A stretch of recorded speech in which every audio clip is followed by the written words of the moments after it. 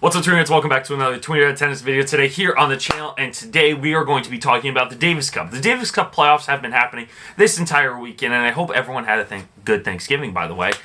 And I kind of wanted to give my thoughts on it because, for one thing, I didn't even see it.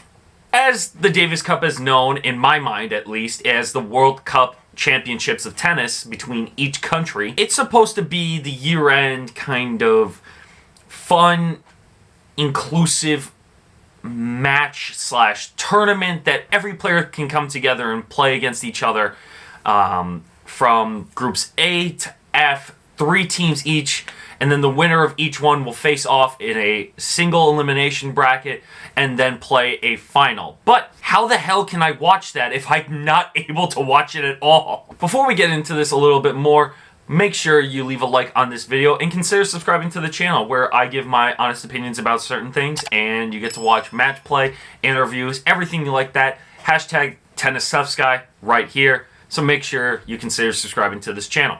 Honestly, I don't think Davis Cup has done anything badly except for Davis Cup has been around for so long, and it's been something that American tennis players have watched and have admired by the amount of Davis Cup titles the men and women have won. Well, Fed Cup, now Billie Jean King Cup, you know what I'm saying. Being able to access matches like these and watching players compete against each other. For God's sakes, Feliciano Lopez, who's 40 years old, just took on Andrei Rublev and forced it to 3 sets. The guy is 40 years old. Man's Brett Favre age, and he's still taking these young guys to 3 sets. That's unbelievable. And the Davis Cup has switched its format a little bit. By a little bit, I mean a lot. I do like how they make it 2 out of 3 sets in group play.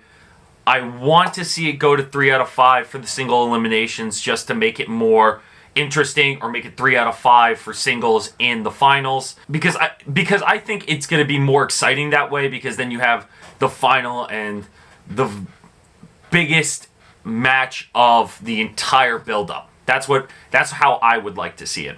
But we're never going to get that because Davis Cup just doesn't want to be seen around the world or in the United States, I guess. I only say that because from a publicity standpoint, I can't watch that shit. Tennis Channel is not streaming it. I can't find it on any other streaming platform. Someone told me CBS couldn't find it on there.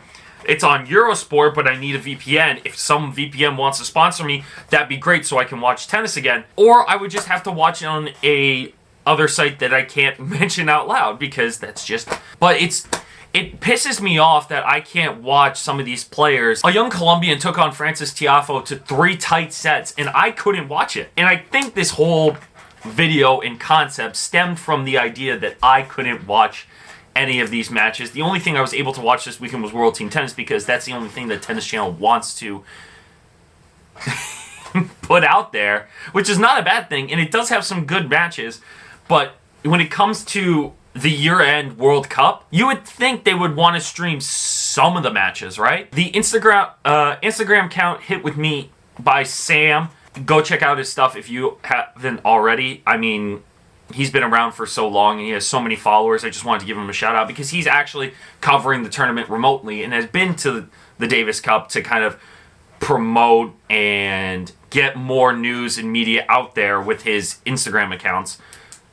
And we need more people like that, because I feel like it's just so secluded to traditional media. And for me to kind of be a part of that world, I can't give my opinions like I am now, because it'll just affect and give bad press in someone else's eyes. I want more people like Sam covering it, and I want more ingenuity. And the YouTube channel, I see photos of them doing stuff in the background, but I don't even know if they even like do anything or post anything. Like, I feel like more of these YouTube videos of Guess the Word, Never Have I Ever, like, these should be, and I know it has to be PG, but you have to get creative with it sometimes, right? And you have to get and publish stuff like this because you need this. You're not going to publish something, the World Cup of tennis, and get 500 views, and get 500 views, and get 900 views. If you're getting that amount of views, why wouldn't you let me cover it? It would basically be the same thing, and you have 5,000 subscribers. That number should be at least 10. YouTube and this is the new age of media where you have to promote on this rather than just writing articles and having incidents with Riley Opelka talking to a news reporter and the news reporter not getting what he wants or the answers he wants because Opelka is short after a loss.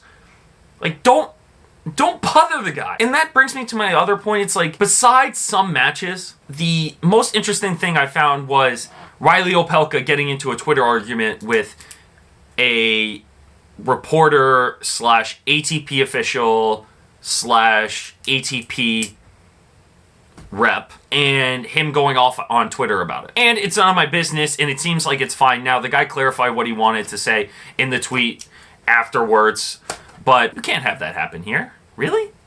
You can't have that happen here when they have limited media.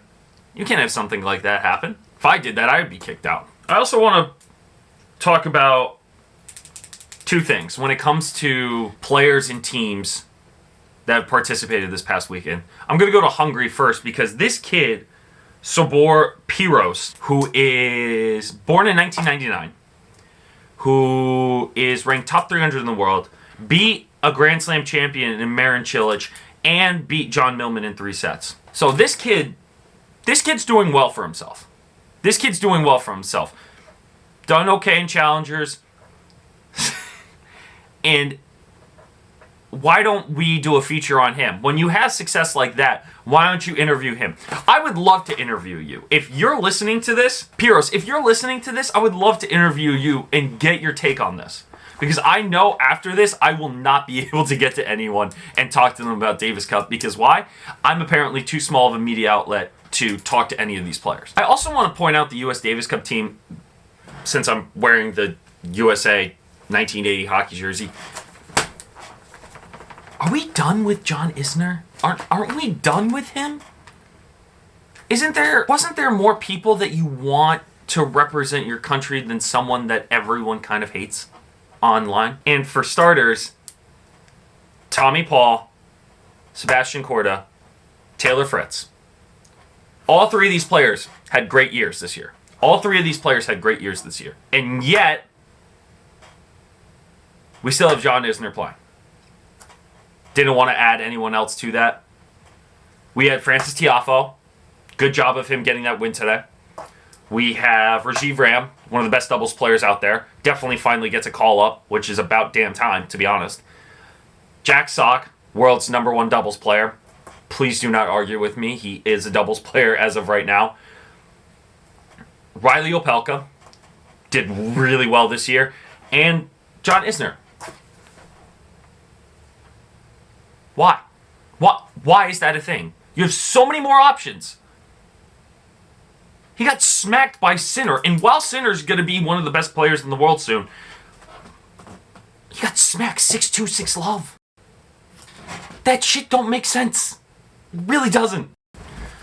So that's just kind of my rant about the Davis Cup and what I thought about it from the weekend. We still have a lot more to play. It finishes on December 5th. So if you guys have a recommendation of how I can watch it, please feel free to leave it down in the comments below. Let me know what you guys think of the tournament itself and the format. Oh, and by the way, it might move to the Middle East. Don't know why, but it's been considered to be a money grab.